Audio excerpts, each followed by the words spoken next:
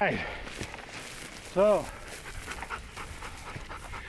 yeah, this is one of my honey holes in the higher country. Usually produces a coyote every time, but this time we got a pair come in. Started out with some mom pup serenade, and then some pup screams 3, and these babies were coming. Max heard them barking and howling, but being 80 years old, well 60, I can't hear these dang things even with my hearing aids in. So I knew they were in here, and he heard them. Shooting 17 Remington today, just put a new scope on it, had to test it out. It's bad.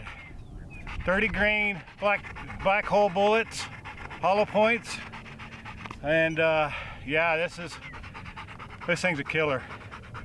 Don't let anybody tell you a 17 Remington won't kill a coyote, because one was 70 yards and the other one was maybe 150. So yeah, let's on to the next stand. It was good, and boy, they came close. Max had him right up on my lap, and then he went and chased him down the hill, brought him right back to me. They circled behind me. I thought, God, they got my wind for sure, but they weren't interested in my wind.